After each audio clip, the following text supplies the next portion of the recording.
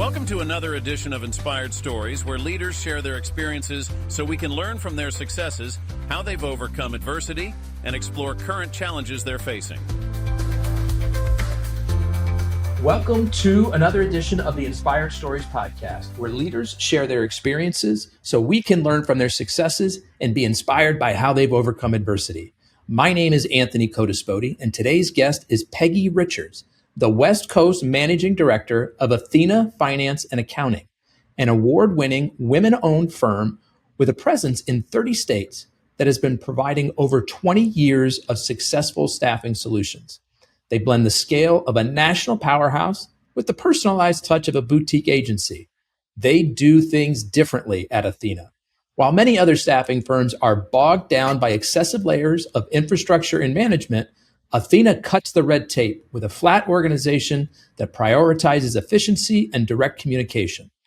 Peggy herself has over 30 years of business and talent acquisition experience working for some of the very best public and private national recruiting firms, all while building high-performance teams and creating winning cultures. She has personally trained, hired, and developed over 500 recruiters throughout her career. She has led hundreds of single and multi-unit managers, and her teams have secured talent across multiple professional disciplines and industries. Now, before we get into all that good stuff, today's episode is brought to you by my company, Add Back Benefits Agency, where we offer very specific and unique employee benefits that are both great for your team and fiscally optimized for your bottom line. One recent client was able to add over $900 per employee per year in extra cash flow by implementing one of our programs. Results vary for each company, and some organizations may not be eligible. To find out if your company qualifies, contact us today at addbackbenefitsagency.com. Now, back to our guest today, the Managing Director of Athena Finance and Accounting, Peggy Richards. I appreciate you making the time to share your story today. No, thank you for having me. So, Peggy, tell us, how did you first find yourself in the staffing industry? Wow. It goes back to, college. So I went to school, Loyola Marymount University, and was there and part of actually the Greek system, something I said I would never do, ended up loving it. And I was president of the sorority, and then I did for 1 year a field consultant role where you travel to different universities across the U.S. I came home for spring break and met with about 20 people from college. They all had taken their first, professional corporate job after getting their degree, and they looked miserable. Like everybody looked really miserable, except for two people that were down at the end of the table and just buzzing and happy. And I said, what are you guys doing? They said, we're in staffing, we're in recruiting. I'm like, what? I'd not really heard about it. Most of the on-campus recruitment firms, it was your Procter & Gamble, your Gallowine, Enterprise Rent-A-Car. So staffing, what is it? But I think they knew me well in that I definitely wanted to be in a role in working with people and something that was impactful, purposeful type work. And they referred me in, and it just kind of went from there. So was just referred in by somebody I trusted and who knew me. And then you just fell in love with the profession. You've stayed with it ever since? I did. And it's kind of one of those industries that within usually the first, I think maybe it takes a year to really, really know, because there's so many moving parts to it, but you either know you're in or you're out. People tend to really love it, and you'll see them stay with it their entire career. And then you'll see people that just, a year or two, I'm out. So, but I loved it. I definitely loved it. What do you love most about it? I think finding somebody work, whether it's interim work for them to keep cash flow going, or their next work family, if you will, like a direct hire, a job. I mean, it's very rewarding. Looking for work is very challenging and can be very hard on your psyche. I've seen it with candidates. And so just the feeling of securing something for them and knowing that it's not just for them. There's a good chance maybe they're feeding other mouths, right? Or they impact other people. So it's rewarding in that way. Yeah, I could definitely see that. So, Peggy, tell us in your own words what Athena Finance and Accounting does. So we place finance and accounting professionals at all levels within the accounting and finance realm on an interim, project-based, and direct hire basis. So companies will call upon us if, let's say, they have a current opening and their talent acquisition team is focused on filling that, but maybe there's a vacancy. So they will call upon us to bring in somebody on an interim basis to keep that workflow going. It can also be a way to hire people onto their payroll. So often companies they'll do what's called contract to hire. Some people refer to it as temporary to hire, try before you buy, but it's basically bringing somebody on board in a role on a contract basis to where we're the employer. They have 90 days to assess them, and the candidate gets to assess them as well. So it's kind of a mutual, interview, if you will, working interview. Like a long-term dating thing. Yes. Yeah. And it's really because, you think about it, interviewing, when someone interviews, you probably get the best of them, right? Hopefully you get their best version of themselves in that. But often, getting them in the job and doing the job, there could be a gap, right? And will they fit in with the culture, the work environment we have here? And that's one thing with companies. Companies equally these days want the technical skills and the culture compatibility. And so going through you to do like a contract to hire placement, it's kind of an easier way for the company to sort of dip their toe in the water, right? And so the person goes into it knowing this is a 90-day commitment, for example. And it's an easier out for the company in that situation versus them hiring somebody on full time, right? And that expectation is full time. And then 90 days later, figuring out it didn't work out and having to give them the bad news that we're moving on. Right.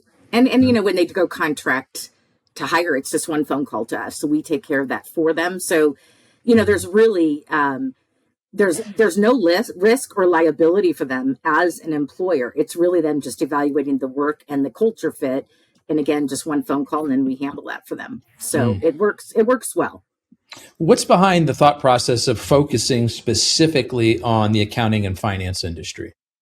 Yeah, well, in staffing, and there's a lot of staffing companies. Take a guess on how many staffing companies in the U.S. I don't know, 3,000. 26,000. Wow. Crazy?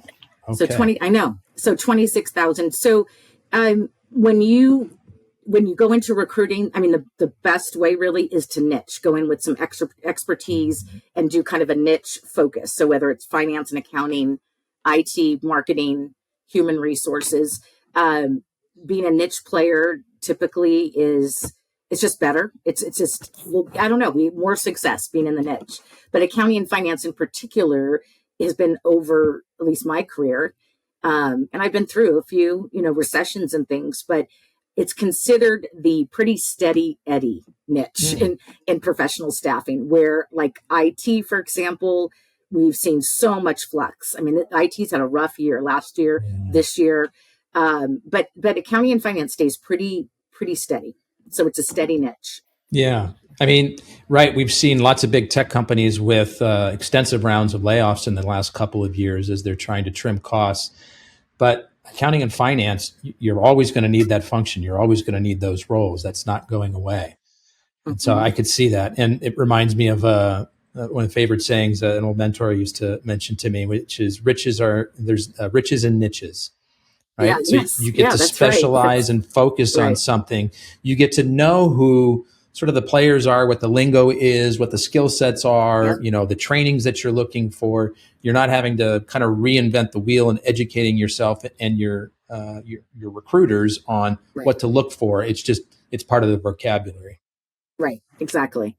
And it really is, if you're trying to be all things to all people, there are some firms that are like general staffing companies, and many of them very successful. But I do think it's difficult to go from placing, a production worker to a controller, right? Or, it's a whole different profile of candidate, of experience, of education, and it requires sourcing and research and, in that niche. And it's just, when you have a lot of different, it's just, I think it's more challenging. So the focus has been good. So am I correct? Athena has a presence in 30 states. Is that right? Yes. So Athena, we're a division of Athena Consulting, which is based on the East Coast, specifically in Gaithersburg, Maryland, and has been in business now for about almost 22 years. operating in over 30 states, and their focus is all in the government sector. So they are doing government staffing, working with state, local agencies, federal government. And the primary focus that they're doing a significant amount of work is in the human health services space. So placing behavioral therapists, speech pathologists, that kind of skill set. And so then the idea for Athena Accounting and Finance came about as a way to kind of diversify, to maybe move into the private sector. Right, to get into the private sector, diversify kind of the overall book of business, right, for the company. And so this is their first time in the private sector. And our CEO, who's phenomenal, Melissa Pappas, she was actually looking at acquiring a company. And I was fortunate. Someone I had worked with years ago at a private staffing company, and we've always kept in touch. I reached out to her when I was jumping back in from having my own firm, and the timing was great. She said, wow, we're looking at buying a company out there. Let's talk to you instead. And so that's what they did. So I ended up getting an opportunity to interview with the CEO and the CFO. And she just really got behind, my experience and, basically bringing that to Athena. And that's what we've done. Oh, fascinating. And so now with Athena Finance and Accounting, can you operate in every state? Are there certain states that you're sort of limiting your focus on? No, we can operate. So we cover the U.S. Right now, our focus, though, is it's very focused in Southern California right now, specifically because the initial launch team, they're all based in Southern California. And that's where kind of they know that market quite well. But we literally can do searches throughout the country. So, right now we're working on a search in Georgia. We're working on several in Florida. But the heavy part of our business is Southern California right now. So what kind of a company is a good fit for you as a client? I would say probably, you hate saying this because, you want to think you can work with all different types of companies and sizes. But I think where we probably are best is your mid-sized company. So a company that could be, anywhere from 50 million to several hundred million, maybe, depending on their industry. But probably a mid-sized company. I would say a mid-sized company. As far as industry, we, pretty much industry agnostic, but we are seeing quite a bit of demand right now, which I find interesting. But we do have a heavy demand in manufacturing, which if you look at the different labor categories and unemployment and things, manufacturing has been hit one of the hardest. But finance and accounting in manufacturing, there's a lot of need. And then we're seeing it in aerospace. And then we're seeing it in the health, or not health, biomed, I would say, bio and med device. Those are like pretty dominant with us right now. If I were to ask you what Athena does differently, how would you answer that? What we do differently is because we employ great people. Like I really love the team that we have. I've always loved the teams, right, that we've built.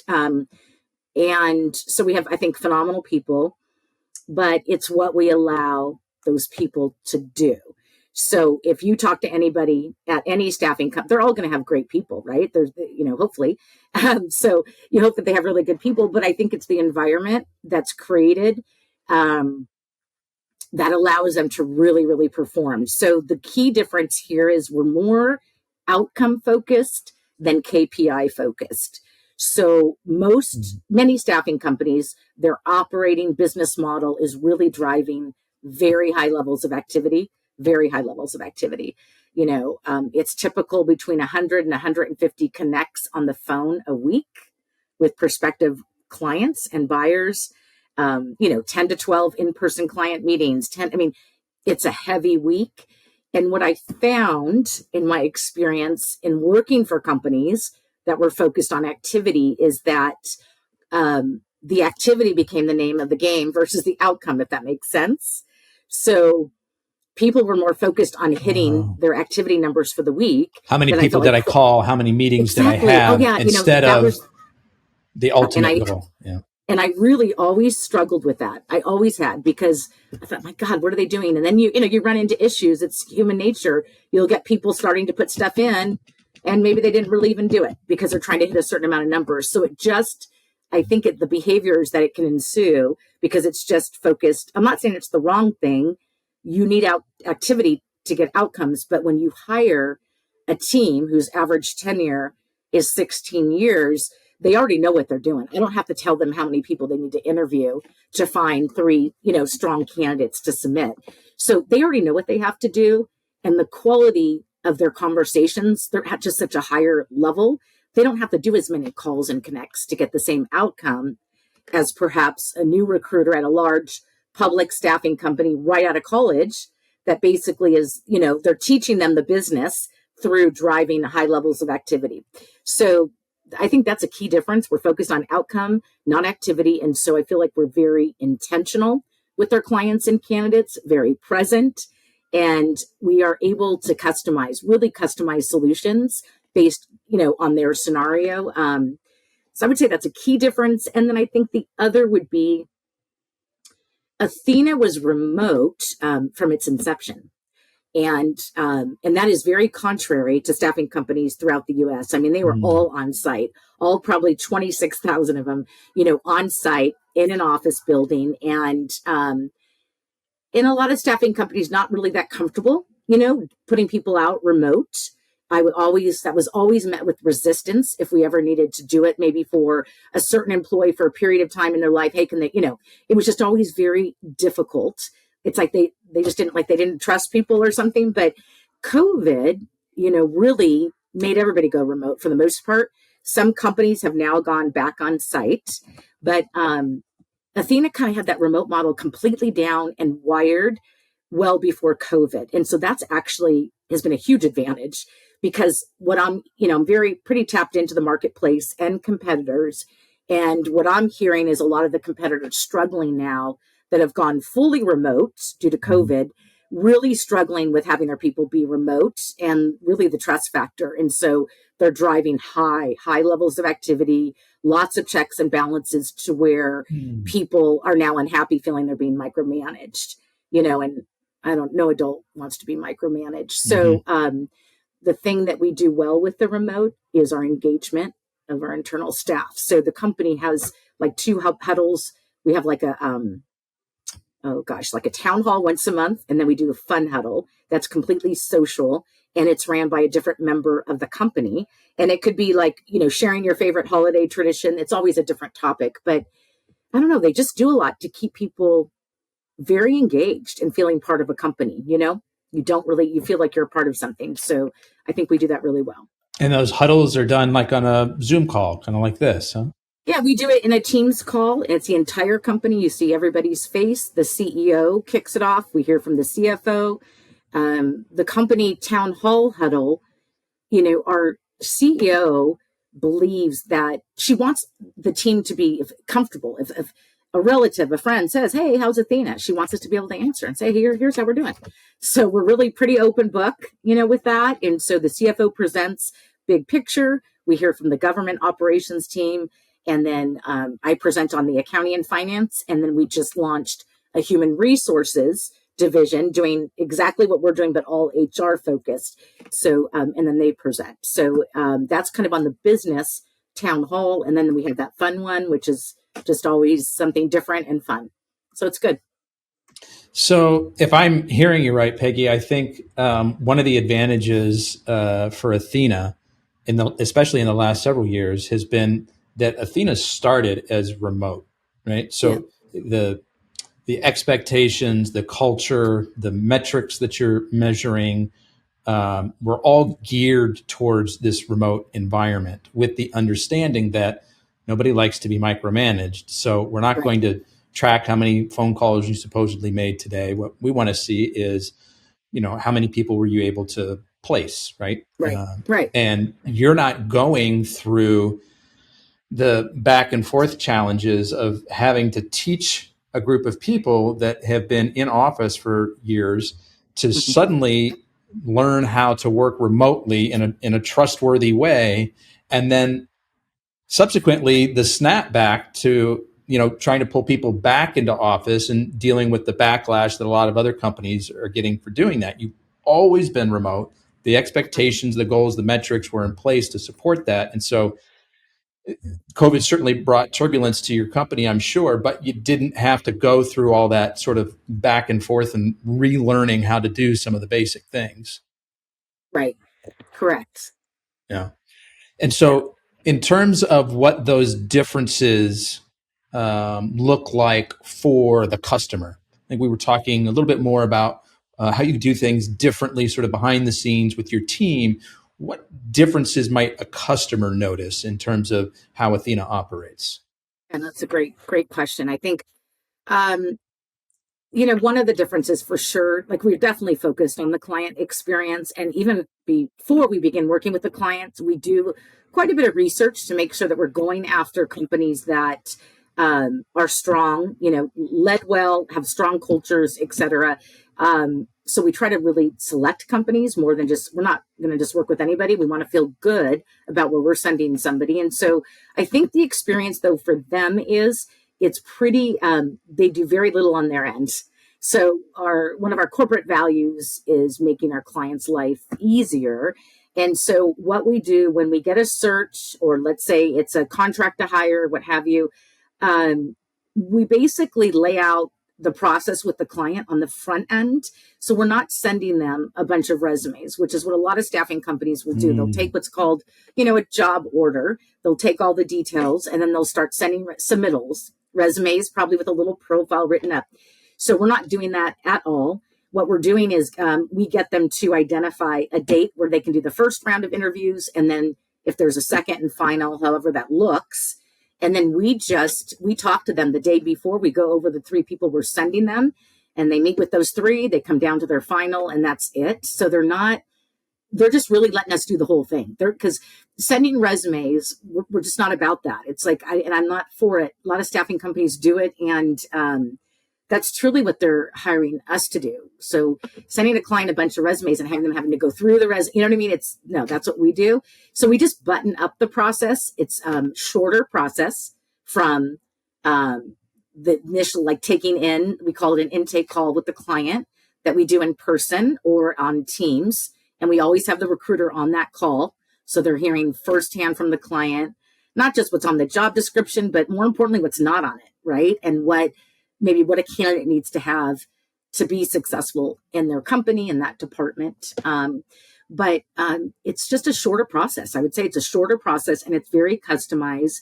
And then the other benefit, I believe, is because we're remote, we pass those savings on to the client. And that's something that a lot of companies, as we start talking to them and we talk about we're a remote model, long before everybody else, like this is what we've always done.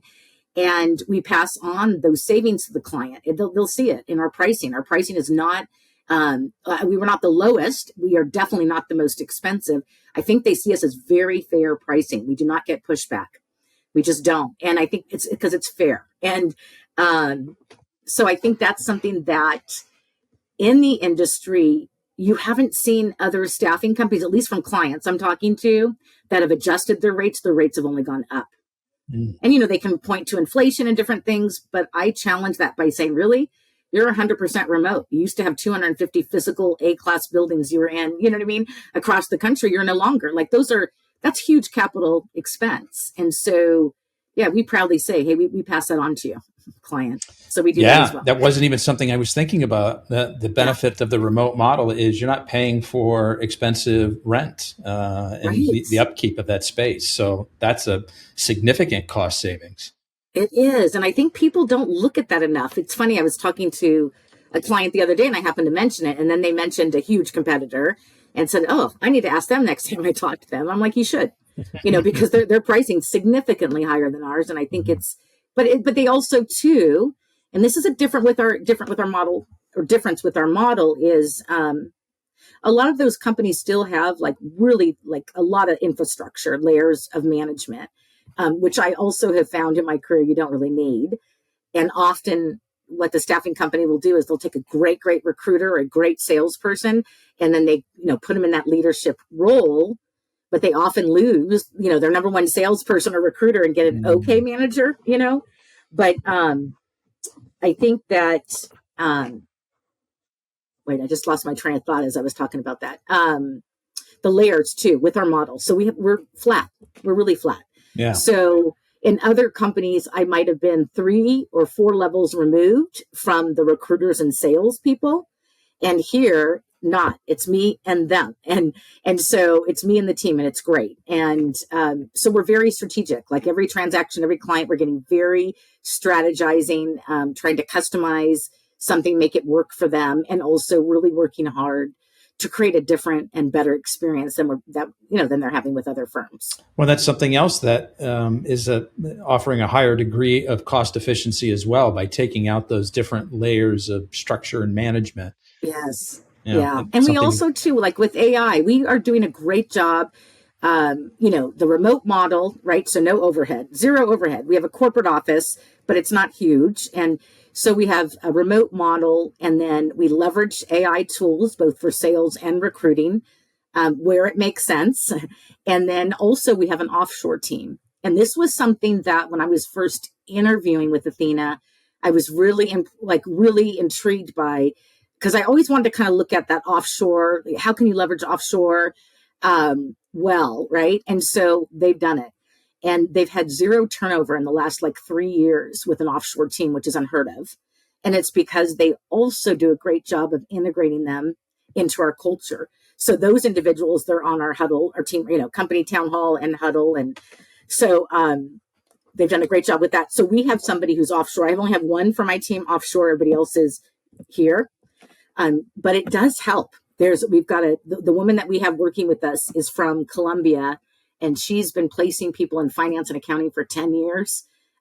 She's phenomenal. And, obviously it's at a much lower expense than if she were here in the States. But so that's been. And is she recruiting folks that are also in Central America, or is she recruiting folks that are here in the States?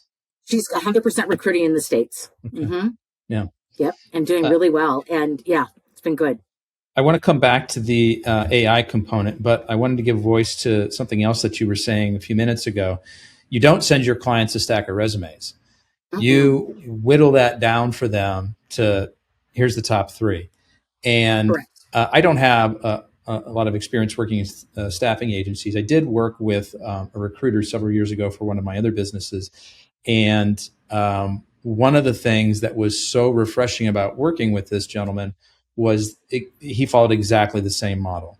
Yeah. Whereas I used to have to go to the job boards and, comb through all these resumes, and it was overload. Like I didn't even know where to begin, how to start to turn the filter on. And this gentleman came in and he managed the entire, I gave him the job description. We kind of talked about it. And this is exactly what you're describing. And he would come back to me with, here's 3 folks for your interview. And here's the person I think is the best. Yeah. Yeah. That's and what we do. I was like, oh, my gosh. But isn't that nice? It just takes it off your plate completely. So all those resumes you were going through, if you can imagine, because of course we place ads on LinkedIn. We use LinkedIn quite a bit for recruiting. And, you get really mixed results from ads, bottom line. So the majority of ours is proactive, more cold recruiting, where we're just approaching people on LinkedIn and trying to engage them. And really just, having conversations, even if they're not looking, to find out, what would it take for you to look up? What kind of opportunity would interest you? So we're building profiles that way too, right? And then we're able to come back to them. It could be 3 months, 6 months, and say, hey, I thought of you. We had something that came in, you know what I mean? It meets their needs, and then it kind of goes from there.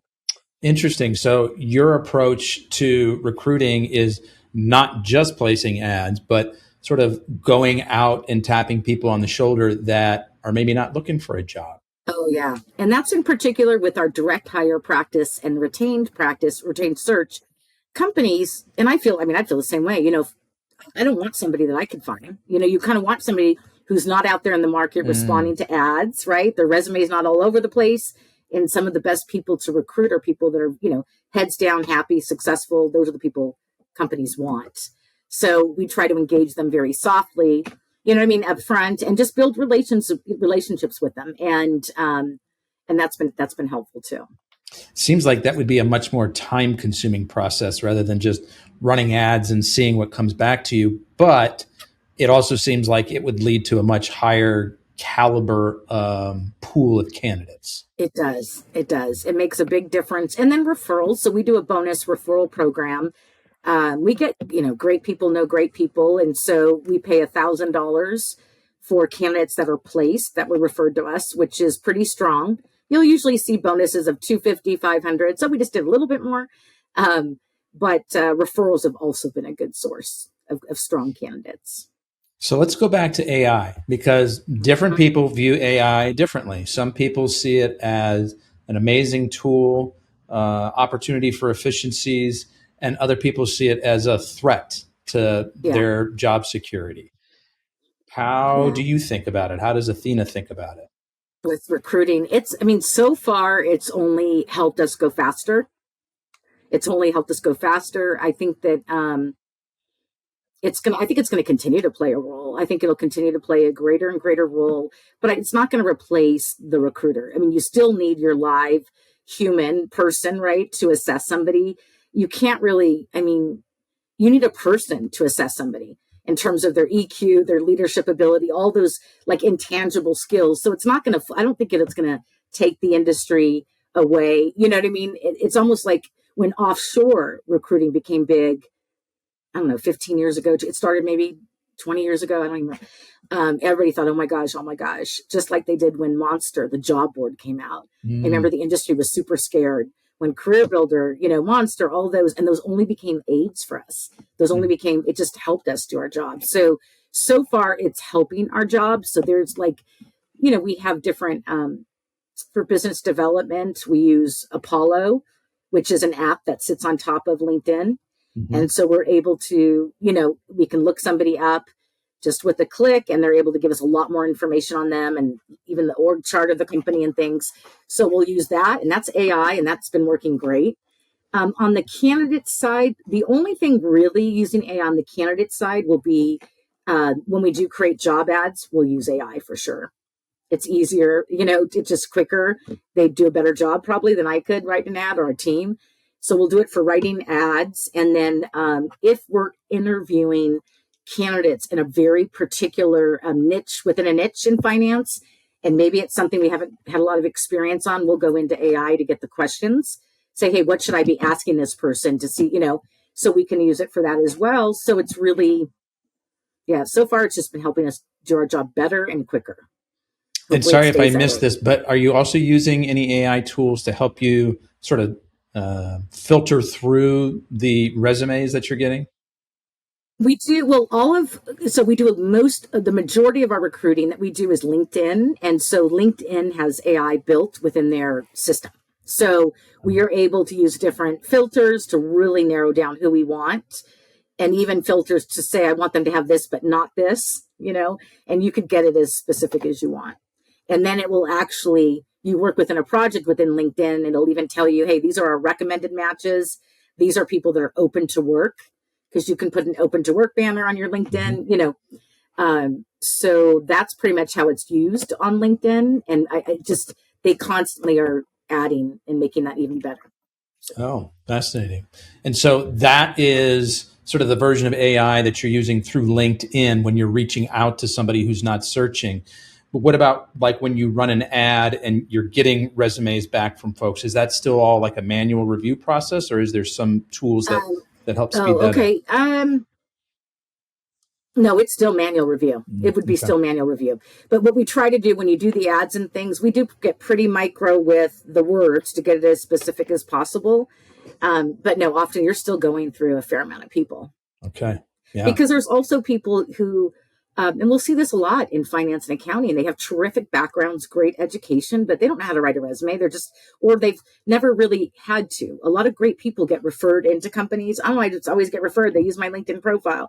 So we also don't rule somebody out because of the resume, because the resume never tells the full story. It just doesn't. And so you do have to look through, because there's positions in accounting that could have, 15 ways to say the same thing too. So it does call for like some diligence and still going through quite a few And profiles. so you go through the resume and it may be poorly written, but you don't discount that. What do you do? Where do you go to sort of verify that they might be a good fit? Right. So what we might do, we might just pick up the phone and call them. We also have a preliminary like profile builder that we use. So let's say a candidate's not ready to interview. Maybe they don't even have a resume. It's an email we send. It's kind of a help me, help you, where they're giving us a lot of information that will help us kind of clarify, can this guy do this or not? This person do this job or not? If we're recruiting for a specific job, we will also email them specific questions related to that opportunity and ask for examples, accomplishments, tangible things, etc. So it just depends. It just depends.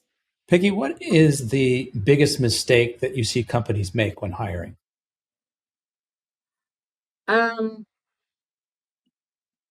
I think being too rigid on their company profile. There's some companies who will say, "Oh, they're not ABC company material," whatever it is. I think just not being so rigid, meaning, being more open-minded, I think, to the person's story. That's probably the way I want to say it. So I had worked for a company where every person we interviewed, we had to sit down with this pretty big company too, sit down with the CEO and go over the people we wanted to hire internally. It was like a 20-page packet with references, with, assessment, all this stuff.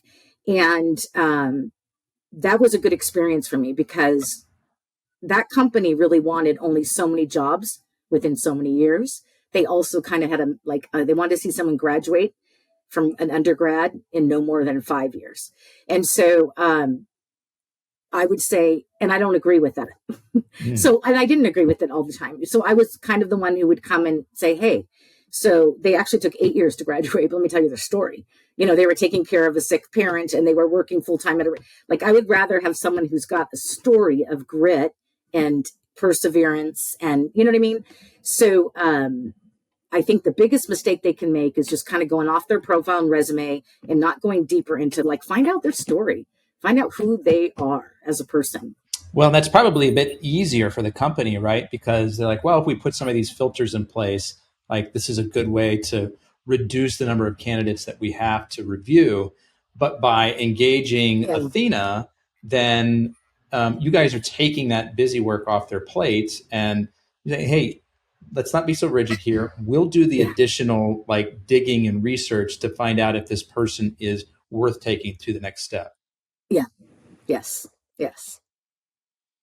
Let me see. Where do we want to go next? Actually, if we can real quick, Peggy, I'm going to pause here and see if maybe you can turn on echo cancellation on your side. Is that a function that you see there? Let me echo cancellation.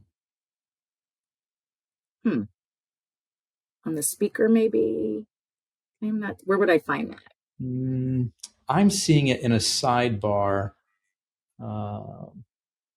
There's a picture of me. There's a picture of you. So I was recording. Echo cancellation. Well, if we can't find it, that's all right. We will. Am I echoing on your end? Yes. It's not good. Yeah, but that's okay. I can. You can fix that. I'll have to check with my producer if because I don't know if it's getting recorded or if it's just something that I hear. Okay. That's what I'm not sure of.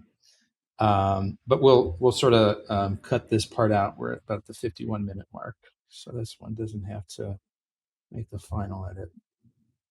Okay.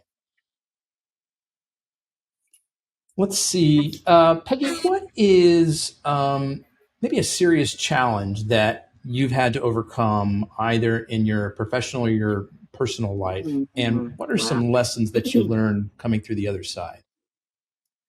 Oh, my goodness. I would say personal challenge. I think, this, staffing career is very, you put a lot into it. You typically long hours, all of that. That's how it's been historically. COVID really changed that for the industry, which I think has been phenomenal. But probably one of my biggest challenges was back in 2015, 2014, when my husband was diagnosed with esophageal cancer and went through treatment, for 18 months, very, very severe. He ended up passing. And so, I think working, I had a big job, lots of responsibility, and balancing that. The one thing here's what I learned. I did a really good job of separating. Like, I would come to work and it was like turn off personal life completely because I had to focus, and work became my escape a little bit. Right.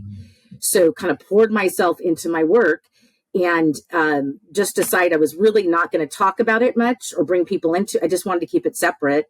And when I look back, I think I would have done that differently. Okay. Because it ended up that is how I did life when he was really, really sick. And I ended up having one of the best years. I ended up making it to a Hawaii trip and all this great stuff performance wise. But I personally didn't deal with the grief. He passed in 2016, and then I really didn't deal with it till 2021. So I basically prolonged, you know what I mean? And I thought I was like, no, I'm doing okay because I'm navigating life and moving forward. But the emotional part of it and the loss, I didn't let myself register it really until a few years later. So I guess looking back, I probably should have been a little bit more human, you know what I mean? Just not think I had, and I really felt, and I think some of it was being a woman too. I think when you're a woman in leadership and sort of a significant positions, you have this sense like, okay, I can do it. And you just don't want to, you don't want to fail, and you don't want to let anybody down. And you think about, okay, if this is happening in a man's life, he wouldn't bring it to work, but I regret that part. I regret that I didn't sort of, because I don't know. I just felt like I kept it too separate to where I never really dealt with it. So that's more of a personal thing that I would say I learned. Yeah. And I'm curious, what was it in 2021 that was sort of the trigger for you kind of coming face to face with this in a way that you hadn't yet? You know what? I went on a women's retreat. So I went on a women's retreat, didn't even think I belonged, but basically it just happened to all come together. And it was this, a counselor I was seeing who actually works with first responders. So your Sam Bernardino, the shooting, 9/11, she gets called in on really intense crisis management and counseling. So somebody I knew who was a first responder said, I wonder if she would talk to you because she's incredible. Because I said, hey, I'm looking to talk to somebody. And this person basically ran into her the next day in Target. It was like, to me, I'm like, it's a God thing. And so I saw her 2 days later. She's like, I'll talk to her. And she said, I'm called to invite you to this women's retreat. It's 8 women. They're all married to first responders or have been first responders.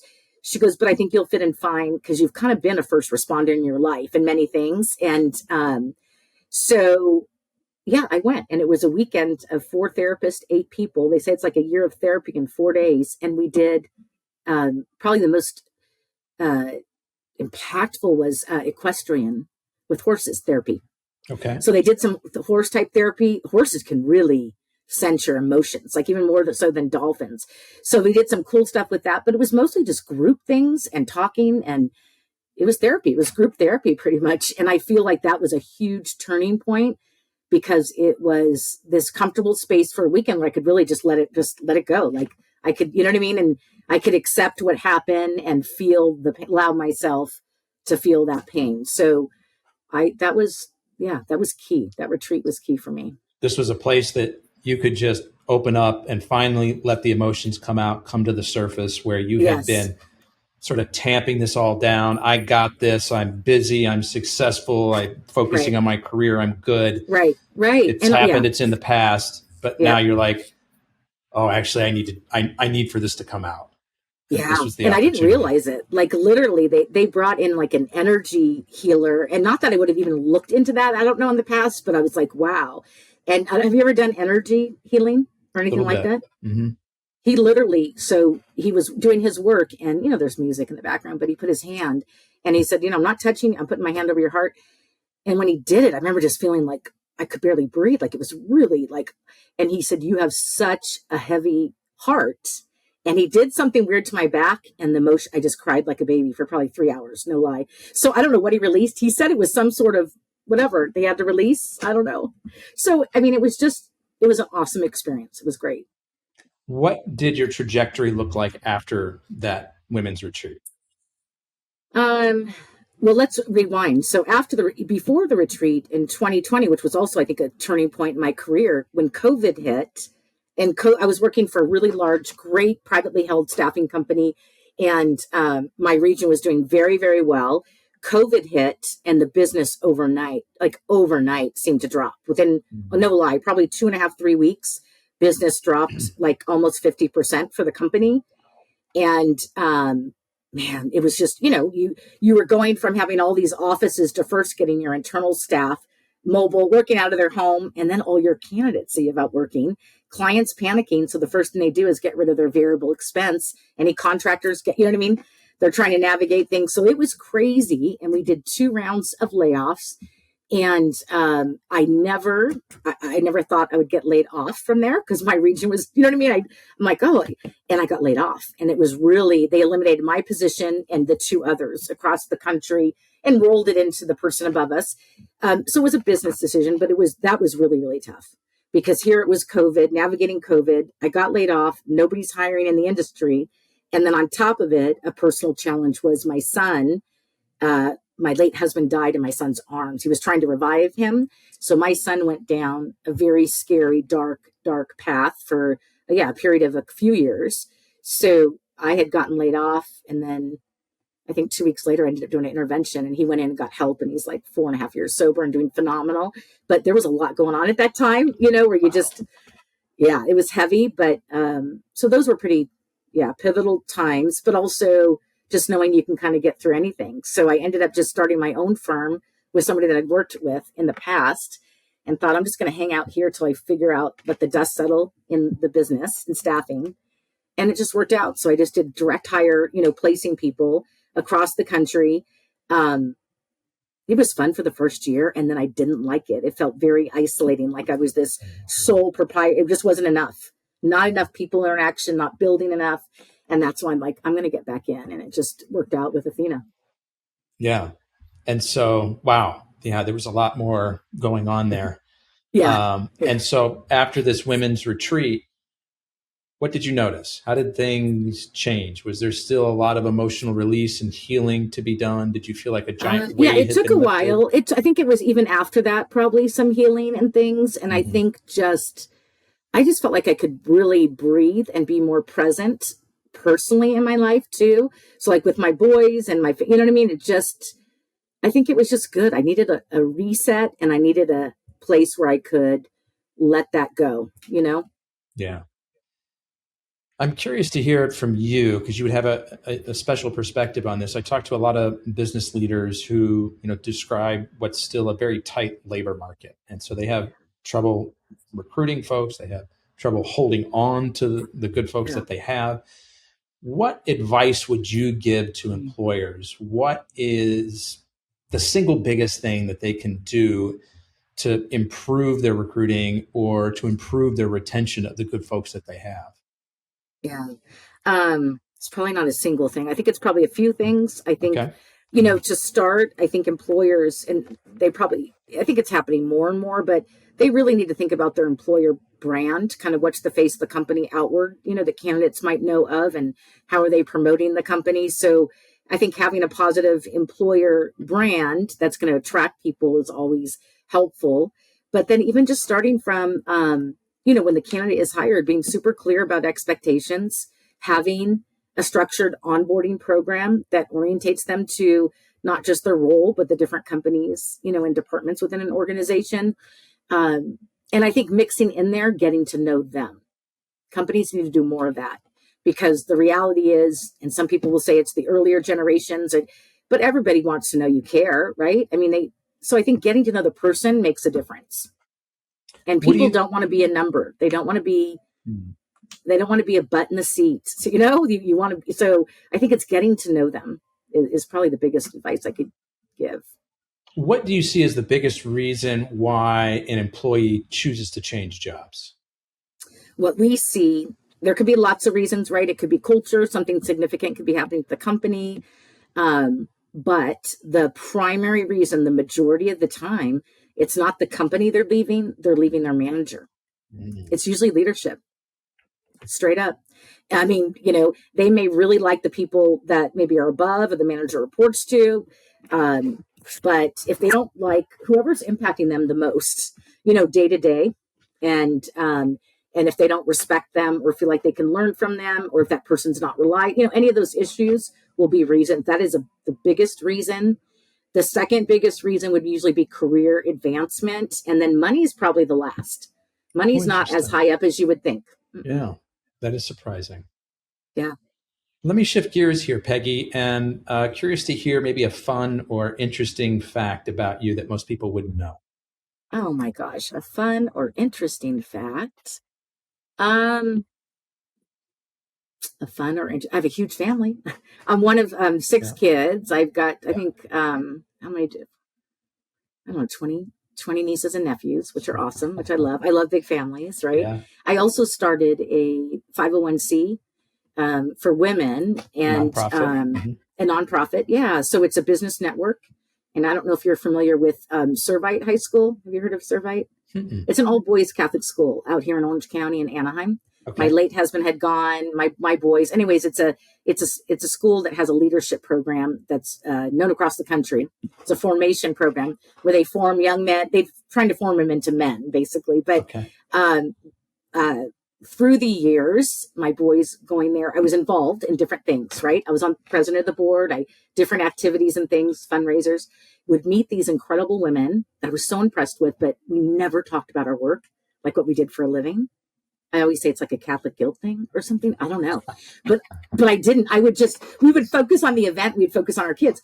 So I started to, when I got laid off, I was like, gosh, who am I going to network with for business? Because my role in staffing industry, I only was a recruiter for 8 months. They took me off the recruiting desk, put me in sales and then leadership. And so I hadn't worked a desk, the actual job, since 1988. Oh, wow. So here I am laid off. And of course, I know I can do it. I train people. I know it. So I went into the Servite, their advancement office, and just pitched this idea of a network to keep the alum mums engaged, but also the alum mums? The alum moms. Yeah, like alum moms. I like that. So, yeah. So what we did is, just put this thing out, put a board together. Yeah, now it's growing and it's amazing. We do it. There's an event every month. We just had someone speak, helping us develop our elevator pitch. And then we took LinkedIn profile shots. We do things on negotiating, but it's basically this intentional network where we are making an effort to find out what everybody does for a living, what's your ideal client, how we can help each other, basically how we can serve each other rather than doing what I thought I was going to have to do when I went to a lead meeting with a network and they are telling you, come back next month with 3 leads for the people on your right and left. And I'm like, no way. I don't know them. And you're like, no. So this was my way of like, okay, let's do these women. We have shared values. We know if they sent their kids here, we have some similar values, but I've also seen these incredible women. And my gosh, the Surgeon General for California is in the network. Oh. We've got some great people, CEO of great like hospitals, like just a variety of people. And it's become this really cool women's group that is, I feel like, supporting kind of the total woman, not just in your business, but even we do a spiritual thing. We do just really, how can we be the best version of ourselves by lifting each other up, but also still being women. Like we don't need to pretend, let's be women. Like we bring something to the workplace that's unique. So, so that's something really, I said, that's a fun fact that you've mentioned this idea of women in business a couple of times. And so I kind of want to pull at this thread a little bit as a man. Like, obviously I know my experience of moving through the business world. How do you feel it's different for a woman, a successful woman in a professional position than, enlighten me, like what am I not experienced or seeing that you're going through? Yeah. And I don't know that I'm going through, like, I don't feel it at all. I personally do not feel it at all. I would say earlier in my career, the males, they just kind of would dominate. They would dominate meetings. There would be, I've been part of a company where, they were always kind of referenced. They were referenced more. Their input seemed to be weighing out a little bit more. And then there was a wage gap. There was always like a 13 to 15% wage gap, which people still, I don't think, the new law to where people now, when you interview them, you can't ask them what they made before. And that is really in an effort to help the wage gap between men and women, et cetera. So that's something that's been put in place that's been very helpful with that. And then I think it really comes down to culture. And I think it all starts from the top, right? So I think it depends, the culture, I think, that appreciates, men and women, right? I think, you respect everybody. So I personally can't relate to it the latter part of my career at all, but I would say the earlier part of my career. And some women will think they got, passed up for things over a male, oh, he goes golfing with the CEO or, whatever it is. But personally, this industry actually has quite a few, it's more female dominated. So I don't feel like it's that big of an issue in our industry. I really don't. You feel right at home most of the time. I do. Especially now later in your career. Yes. Yeah, for sure. You said something interesting. Sure. I didn't realize that you can't ask people what they made at their existing or their previous job. No, you can't. That's been in play for probably 4 years now, maybe 5. But you used to be able to, which always kind of would help you, right? But now, they don't do it at all. And I think it's great. It's helpful for the candidate by far. Yeah. Any specific books or mentors that have been helpful for you in your career? Books or mentors? I had a mentor at my very first job, David Lewis, and super grateful for him to this day. He really gave me a great foundation, kind of took me under his wing. And one of the biggest gifts I think that he shared with me was just the power of goal setting and writing down your goals, right? That was something that he got me, and I just keep doing it. And that's been helpful for me. So he's someone total standout for me. Books, I really like, what is Sheryl Sandberg's Lean In is good. I'll read periodic business books, but I like to listen to podcasts probably even more. What are some of your favorite podcasts? Favorite podcasts? Oh, they're not really businessy. That's okay. Say that. Is it really? Yeah. Oh yeah. Do I dare say it? So I'll listen to news ones. I try to listen to, I like Megyn Kelly. That's more political, right? Yeah. But I like her reporting. So different reporting. Unbiased is a podcast I listen to every day. I don't know if you know Unbiased. It's not just political news. Okay. She's excellent. She's an attorney, young attorney, and just gives it straight. That's probably something personal. Like that's all I want, right? With news is I just want the facts. So that's so hard to find anymore. I know. I know. That was how the news. What you have to do is you have to research. Like you have to fact check the fact check companies and see who's. I took a journalism class in high school, and I thought I was a good writer back then. And I would turn in some of my first articles, and they were all marked up in red ink because I was introducing my opinion, my thought. Yeah.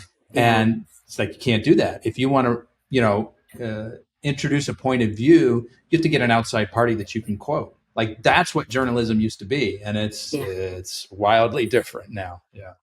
No, it is. I've got one more question for you, sure. Peggy, but before I ask it, I want to do 2 things. First, if you're listening today and you like today's content, please hit the like, subscribe, or share button on your favorite podcast app.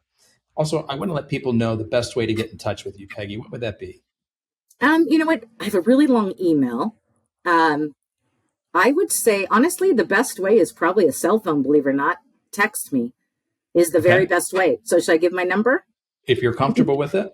I am. Absolutely. Okay. So 714-376-5182.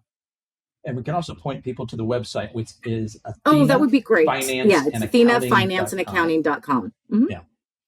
So last question for you. I'm kind of curious, how do you see your industry evolving in the next few years? What do you think the big changes are that are coming? Big change. I mean, I believe companies will be more and more using more offshore for some of the activities in recruiting that are more administrative. So, for example, whether you're researching companies or sourcing candidates, a lot of it, you have to have an eye for certain things, but it's pretty laborious and it can be very administrative, right? So I see them like a lot of that going offshore for recruiting and then keeping your recruiters, the ones that then be client facing, candidate face to face. I see that happening, I think, more and more. And then AI, who knows what AI, right? Who knows? It'll be fun to see how that evolves. Yeah. It will. And, and you just got to, I think you have to be careful with it. I think we use it as a tool. We do not rely on it, but we'll use it as a tool, and it's been helpful. We've also found some things where we had to fact check our AI guy, right? Our chat. So you just, you still need to, I think, use your critical thinking skills, right? And that's something that I really encourage with my team is them bring your great big brains to the table, because they're all super bright, but also bring themselves, their personality. Like they all have the ability to build high trust relationships and pretty quickly to where you feel comfortable. And so I encourage them to, just bring that personality, bring yourself to every call, every interaction, personalize it. So yeah, love it. Peggy, I want to be the first one to thank you for sharing both your time and your story with us today. I really appreciate it. Yeah, you're welcome. You are welcome. Thank you.